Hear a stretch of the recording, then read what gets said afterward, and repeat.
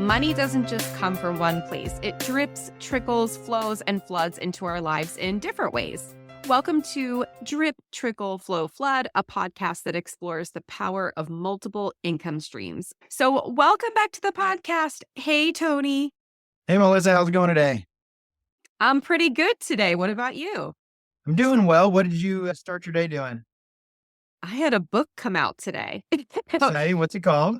It's called Fairest Dreams. It is for the romance readers out there in the world, and it's a Snow White reimagining. So lots of fun. That's cool. I had an interview this morning for an article for Southside Living, and it was about the Bellingham Symphony Orchestra and kind of what they have coming up. So that was fun. Oh, that's cool. Well, good news is for our listeners, we're going to do a whole episode on writing, on freelance writing. So you'll get to talk a lot more about all these cool articles that you're doing. And I'll certainly talk about my books as well. But in this episode, we're going to dive into our 7 income streams, the ways that people can earn money, and how that fits into the drip, trickle, flow, flood framework. And so for anybody that wants to build financial stability or financial freedom, it's really about understanding where your money is coming from and then how to layer those different income streams over time. So I think we should just start by breaking down in very simple terms what the 7 income streams are. Are you good with that, Tony? Yeah. Awesome. And, some people say there's 7, some people may say there's more, and people come up with different ideas all the time. So these 7 aren't necessarily all encompassing, but generally you can plug some sort of income stream into one of these 7 categories. Awesome. So the first one is earned income. So tell us a little bit about earned income. Yeah, I mean, earned income is basically you're trading time for money. So that might be your 9 to 5 job. It could be some side gig you're doing. It might be your first job as a babysitter or mowing lawns or some big corporate executive. You're just trading your time for money. So you're actually earning it. And that's how most people, that's their main income stream. And so it's one of those things where you go to work and you get paid and you go home or whatever it is. And it's typical of how most Americans and people around the world get paid and support themselves. So that earned income is kind of the basic thing. And what most people think of when they say, I'm going to go get a job or I need to go make some money, they go earn it by spending time, trading time for money.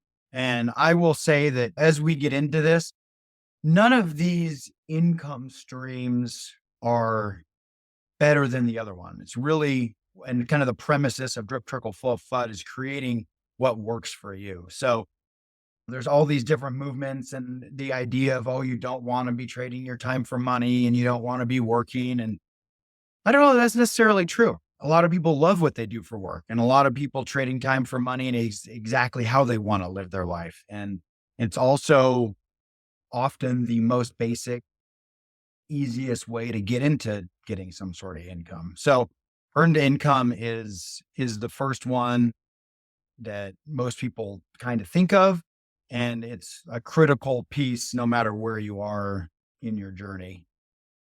I think that's a good point about it's really up to the individual, because there is a lot of, I think, chatter out there in the world about a W-2 being something to escape from or get away from. And that just isn't the case for everyone. As you said, some people are really happy in their full-time jobs, earn their W-2s, they're trading time for money. So that's a really good point to make, that when we put this all together in the drip, trickle, flow, flood process, it's really up to the individual. You can have any makeup you want of these 7 items, and maybe you don't even hit all 7.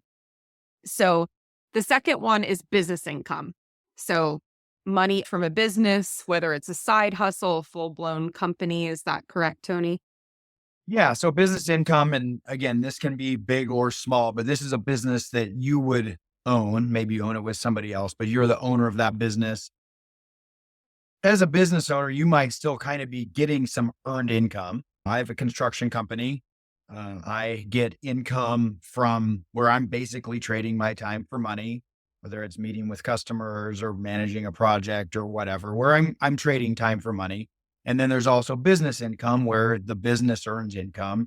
And as it earns income, then the owners, I own it with my brother, we can make some money also. And so this can look like a lot of different things. This can be a sole proprietorship where it's a one person running the company, or it can be some giant corporation and everything in between.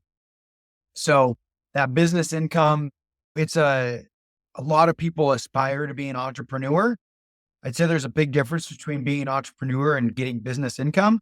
There's a lot of steps in between there. A lot of people envision being an entrepreneur as, cocktail hour and those sorts of things. But the business income piece is actually taking that idea and having some money come out of that. Again, whether that's your primary source of income or just a small piece of it. Hmm. And that one's an interesting one. As you said, there are people in our audience who are entrepreneurs or aspiring entrepreneurs. And so when they're paying themselves, which hopefully everyone is doing, that becomes earned income. But then you also have the asset of the business, right? Correct. Yeah. And that hopefully is kicking off some additional income. Yes. Okay. So the third one is interest income. So this is money that you might earn from lending, or if you're getting something from a savings account or bond. So go a little bit into interest income. And then the fourth one I should just bring up is dividend income. So let's talk about both of those together. Yeah. So interest income, I mean, the most basic thought of this is grandma gives you $5 in your holiday card. You bring it to the bank and the bank gives you some sort of interest if you put that in a savings account.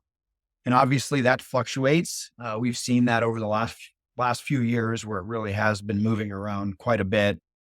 So that's the most basic interest income. There's far more advanced types of interest income where there's hard money lenders, where if someone wants to start a business or buy some real estate or something like that, or maybe you sell a piece of property on a contract. So interest income can be wide ranging. There's also bonds that businesses and governments can issue, and that's interest income also. And so that's, again, from its most basic to its most advanced is that interest income. It's easy to confuse the interest income with the dividend income. Sometimes it operates very similar. And actually, depending on what type of stock you have, we're not going to get into the weeds on this, but if you have a preferred stock versus a traditional stock, you may be getting paid a dividend or interest. But so a dividend is the proceeds that a business makes that then kicks off. Now, this wouldn't be a business that you necessarily own. This would be like if you invested in a stock and you get a dividend out of that. Now, maybe you own a large portion of a company, and if you own a publicly traded company, then you may be getting large chunks of dividend income, but you don't have to be working in the business. You don't have to be operating in the business. If you go buy Johnson and Johnson is a dividend paying stock that I think they've been raising their dividend every year for 100 years or something. And so if you own one share of that stock, when they do their dividend distributions, you're going to get a piece of that. So the interest income and the dividend income can feel similar, but they are two very different things. The interest income, generally speaking, is fixed, or even if it is a variable rate, it's paid on a consistent basis, and there's some sort of collateral often tied to it. Where dividend income, Johnson and Johnson doesn't sell any band-aids, there might not be any dividends that next quarter or something. And again, I think Johnson and Johnson is a good payer, but I know I've owned some stocks where I bought it because it was paying a good dividend. Then the business wasn't doing well and they just stopped paying dividends. So Mhm. it's certainly not a guarantee. Yes, and we're not going to go into the weeds in this episode on those, but we'll make sure we have future episodes where we do get into the weeds and probably have on some other experts in those areas too. Yeah, yeah. We're going to talk about a lot of things that we're not experts on. And so Yes. we know a little bit, enough to know that we should be asking the questions about it, but we can bring in experts to really inform everybody.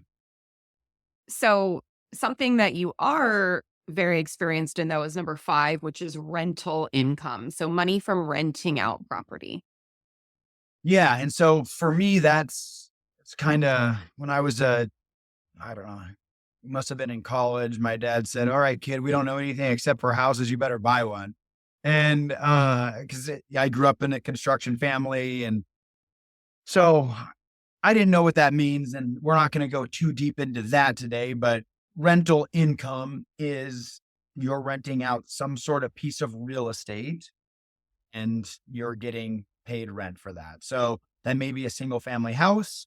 That might be a multifamily property, a 2 to 100 unit apartment building. It could be a commercial piece of property, an industrial piece of property. So there's a lot of different types of real estate that can function in this income category. I think something that's worth mentioning in this is things like Turo now, where you can get rental income from your car. You don't have to be Hertz to do that. So that's kind of an interesting thing that, when I said that maybe these categories weren't all 100%, the rental income from real estate could say, well, maybe it's just rental income. Obviously, people rent all sorts of things. Now, maybe those though end up kind of falling in or under a business income if you're like a party rental store or something like that. So traditionally that income has come from real estate, although as things change, there are other opportunities out there. So, but it's kind of the thing when you move out of the house, generally speaking, you're going to go rent a house. Somebody owns that house and you're paying rent to them.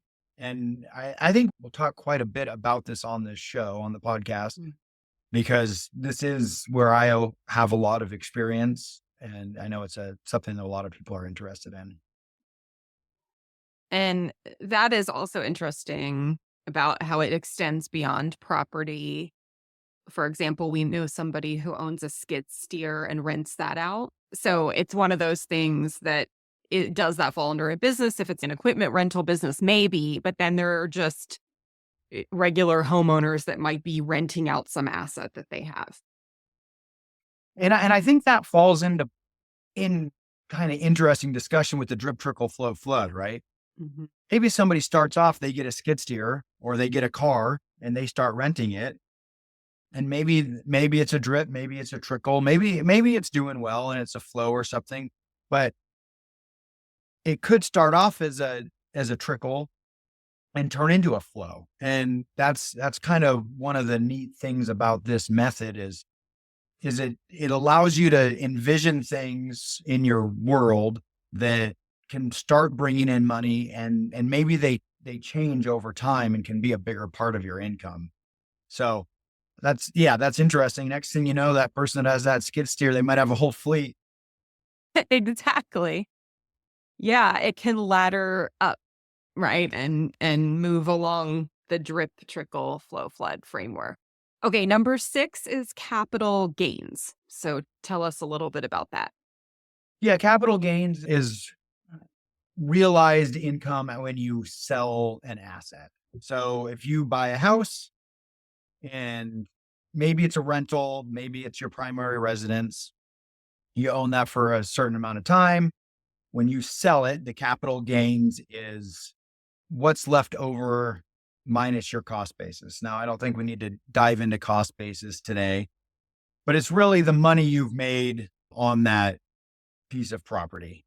And so that capital gains is often a capital gains is a flood. It's not always, but sometimes that can be those big impactful floods of income into your world. Capital gain from, could also be selling a stock.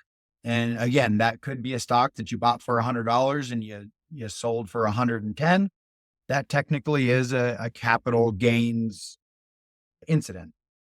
Now, often though, when people think of stock sales, they're maybe selling thousands or even 10,000, tens of thousands of dollars worth of that stock and realizing a larger capital gain. So capital gain doesn't necessarily have to be a flood, but it often is. But the basic is when you have asset that you sell for more money, then you have a capital gain there.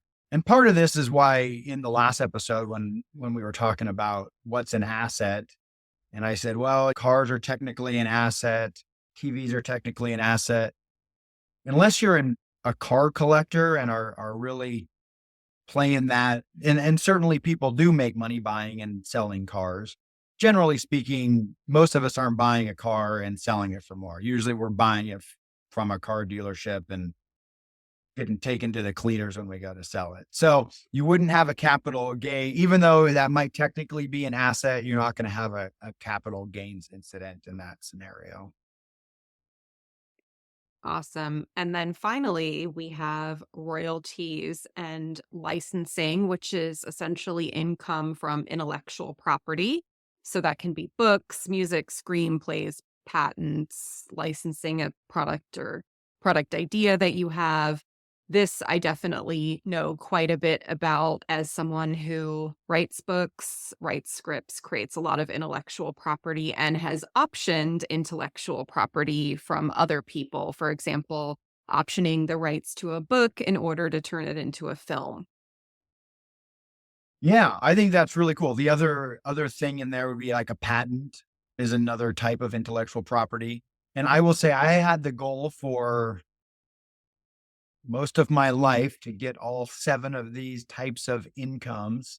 And it wasn't until October when I published my book that I finally got that last one. It's definitely a drip at this point, but it counts. And so, Yes. so yeah, it'll be cool as we get into these discussions more. I'm going to be really interested to learn from you on this category because I don't know that much about it. It was probably the hardest category for me to get into, but it's a really interesting one because you can get into this category essentially for free. A lot of times it's really you just investing the time to do it. And some people make tons and tons and tons of money off of this category, whether it's inventing some part that's going to go on a spaceship, or if it's a book that you're doing or a screenplay, whatever it is, that category is very interesting. And it's a place where anybody can try to enter and really at any age, which is pretty cool. So I'm excited to dig into this one over future episodes and really talk about how this can impact income streams. So grab Tony's book, A Wandering Mind, available everywhere. He'll do a quick book plug. Okay, so now that we know the 7 income streams, let's just give another quick rundown on the drip, trickle, flow, flood method. And let's talk a little bit about what each of those things are. So when we're talking about a drip, this is, would you say, a small, inconsistent sort of income that later could become a trickle, flow, or flood? But when it starts, what is a drip? How would you define that? Yeah, well, I think it's going to be defined maybe slightly different for everybody. For me, the drips are actually very consistent. I envision it in my mind as you have that leaky faucet, and it's just dripping, right? You're paying your water bill, and you know that thing just keeps dripping. But if you stick a bucket under it, now you're collecting that drip. So for me, those drips are things like interest income, especially like the interest in the bank. Often though, I mean, I think my last interest income from my checking account, I was like 17 cents, right? So that's a tiny little drip, but they don't have to be that small, right? If we talk about like a REIT or something, which is a real estate investment trust where they pay monthly, and I don't own that much of it, but it every month is kicking off a little drip. And so there are things like that you can get into where you can put your money there. It can And I guess first thing I want to say is I am a huge proponent of have your money working for you.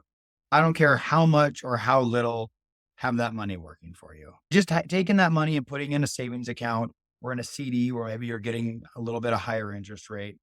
Now you can create a drip no matter where you're at. That also could be something a little more inconsistent, though. Maybe like my book sales, I guess, there's probably a pretty inconsistent drip. I sell one here or there and I make, you know, $5 or $6 kind of a thing. It depends on where you're coming at it from, how much time you're spending and which category it's going into on whether it's, a consistent drip or inconsistent drip. That's a good point that it's different for everyone. And I hear you on the book sales. I have a pen name, which I will not share in this podcast, that I write things under, and definitely had some flops under that. So I would have like a 45 cent royalty coming in for that. But then things do well too. So then they might move up into a trickle, or just sometimes some months they do fine and some months they don't. But look, I'll take the 45 cents. That's better Well, than nothing. that's the thing. When you talk about filling up these buckets, every drip does count and it Hmm. all adds up. So I don't discount any amount of money coming in. Obviously, 45 cents isn't going to get you very far down the road. Probably can't even feed a meter for that amount anymore. But it does all add up. Hmm. That's true.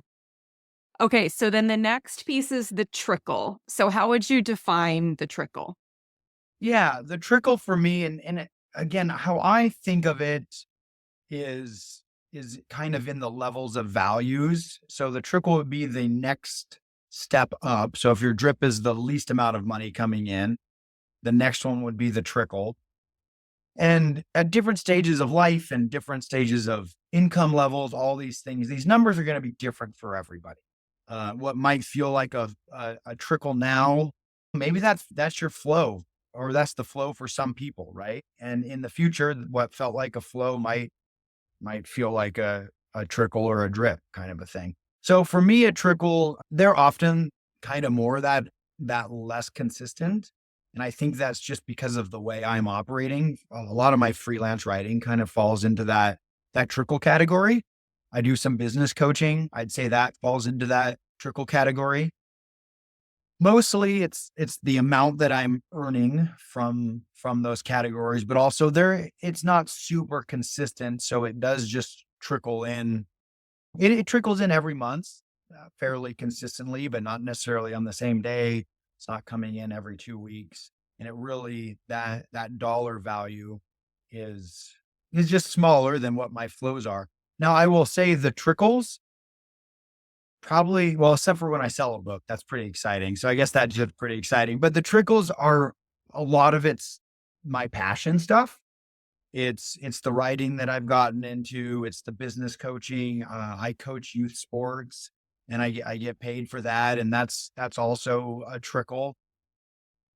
Those things aren't about the money. I'm happy I'm getting paid for them.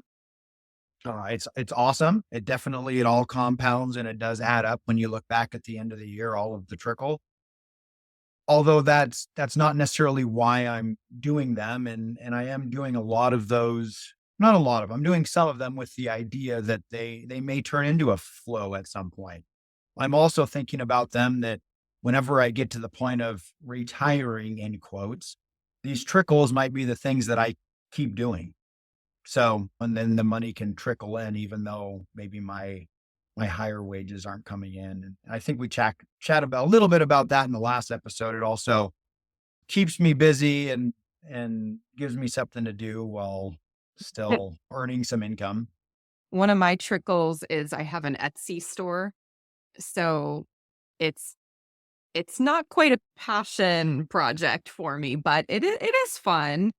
And it's definitely not life-changing money by any means, but there's some consistency to it, although it wavers month to month. And of course, we're talking about a retail environment on Etsy, so there will be little bumps around high spending time. So Mother's Day, Father's Day, Christmas, those kinds of things, just the holidays in general. So that's something that brings in. a nice trickle of money. And yeah, it's interesting. If someone was gonna go to your Etsy page, what would they be buying? I sell t-shirts, sweatshirts, signed books, and I think that's it. I may have a mug or two in there, but don't quote me on that. Yeah. What's it called? Obsessed with boutique. Very cool. Yes. Yeah, things like that. And again, that's one of those things where that can be super fun for people and it's also flexible, right? So that's another thing that I like about at least my trickle money. And I guess it's not going to be the same for everybody, but it is flexible time that I'm devoting to it. Well, except for Yes. the sports coaching. That's you got to show up when the kids are there. But Yeah, probably not going to do a whole lot if you just show up alone to no. coach a team. No one's going to pay for that. All right. Then the next one is the flow. So, how do you define the flow? Yeah, and so the flow, I would say for most people, most flows start with probably that earned income. And that's your consistent money coming in, and cash flow was a really, Robert Kiyosaki, and I'm forgetting the co-author's name, although I listened to an interview with her recently and she's a brilliant woman, probably not getting enough credit for that book. But, he was all about the cash flow, and that really is a big piece. And so that might be your earned income. For me, it's definitely my earned income is that cash flow. Also, my real estate rental income is part of my cash flow. Now, it wasn't when I started. It was at that age and at that time, it was probably a trickle, although it may start off as a drip. And then you're kind of working towards that flood also, right? You're trying to grow. Maybe you're trying to get the flood, maybe you're trying to get to that flow, and it can transform. So the flow, and for a lot of people, a lot of retirees, whether that's retiring young or retiring at a more traditional age, a lot of that comes from dividend income, interest income, those sorts of things is creating their flow. So it's really that I, I think of the flow as what you're living off of. That's the consistent money that comes in every week, month, over the year, that's what you can count on to live off of. And that's kind of the critical piece. And that's been very learned about, I would say, over the last couple decades. And I really see what we're doing as an expansion on that flow, to expand on how to create that flow and live off of different income streams. Right. So, this is more of the solid, predictable stream of income or streams of income. It doesn't have to be just one stream making that flow, Hmm. but it is that consistent, and I think of it as fairly substantial money. It's the one that, Yes. paying the bills. So, for my business, that comes in terms of client work that I'm doing, which I'll go into in a future episode. Also, screenwriting is a very predictable stream of income, although I think that might also fall under a flood sometimes if I'm getting a production bonus. And then talking about varying between levels, like I mentioned, my books under my actual name, those books I would say vary between a flow and a trickle, depending on how much effort I'm putting into marketing them. My pen name right now is a drip, but I'd really like that to move up to a trickle. So, just to give people an idea of how we might be looking at these different streams of incomes, those are just some that exist in my life. And then what about the flood? So, how would you define the flood? Yeah, flood to me is that big rush of money coming in. And I'd say a very common flood for people would be selling a house. Often it's their primary residence. Depends on which stage of life they're in. Maybe they're selling it and they're retiring and downsizing or whatever it is. But often that flood comes from a real estate sale. It could come from a big stock sale. So in my world, I occasionally flip houses, and we can talk about that in a future episode. I will say that that's been challenging in the economic climate lately, finding those flips. And so I haven't had those floods recently, but selling real estate has been most of the floods. And then occasionally my business can kick off chunks of money from the business income side of things that certainly feels like a flood. There's a lot of different ways. If you're that antique car collector and all of a sudden this car is becomes super in demand, you can sell it and get a flood of income. If you what was it, GameStop, if you bought GameStop at the right time a few years ago when it shot up, you could have sold it and got a flood of income. When you're selling a script, but it's those big chunks of money that come in. It's beyond what your normal flow is going to be. It's impactful. It might be a couple months worth of flow, or it could be more than that. I'd say inheritance is also a potential flood. And there's supposedly the largest transfer of wealth that's going to happen in this country in the history of all time. I've also heard that the baby boomers might just spend it all. So we'll see if that flood actually happens for all the people that think that it might. But that's another very common one for people is they get a flood of money in the form of inheritance, and that can trigger people's retirement. And also, I imagine businesses exiting a business when Yeah, you're selling off a yeah, business to absolutely. fall into. Selling a business is certainly can be a flood. Depending. Yeah, depending on how it goes. I've sold a couple businesses over the years, and this would actually be something to chat about maybe in a future episode. I sold one that did result in a bit of a flood. My wife and I used to own hair salons, and we sold. I don't cut hair, so it was mainly Lindsay's business, although I was very involved on the operational side. We sold one though, and we just sold it and got cashed out, and that did result in a bit of a flood. We sold another one to our manager on a contract, and so that came in more as a flow, and there was some interest income as a part of that. So again, to bring it back a little bit to these different categories, you can get these different income categories can result in drip, trickle, flows, and floods. And you'd hate to have it happen, but you might sell your business and it might only be a drip for what you get out of it. You really don't know. That's a good point, and I think brings everything together with this episode is that not every income stream has to reach flood status to make an impact.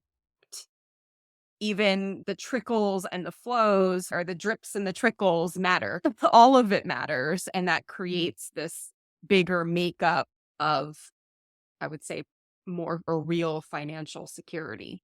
Yeah, and I think this would be a discussion for having a CPA on or something. But sometimes those floods can result in some buckets getting tipped over if you don't know how to manage a flood coming in and the tax implications and those sorts of things. Mm. So there's a lot of layers to all this. And I think with this episode, what we're trying to do is explain what these are, know that you can get drip, trickle, flows, and floods out of all the different categories, and then really is pursuing the ones that are most appealing. Not everybody's going to want all seven. I'm a bit of a freak when it comes to this stuff. And again, even though it just resulted in a little drip, the amount of pride out of getting to that seventh one really was a big deal for me.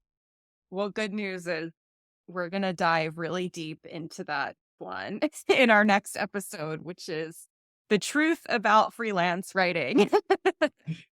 So that's it for this episode. If you enjoyed this episode, please make sure to follow, subscribe, rate, and review us. And we'll see you next time for more drip, trickle, flow, and flow. Thanks, Melissa.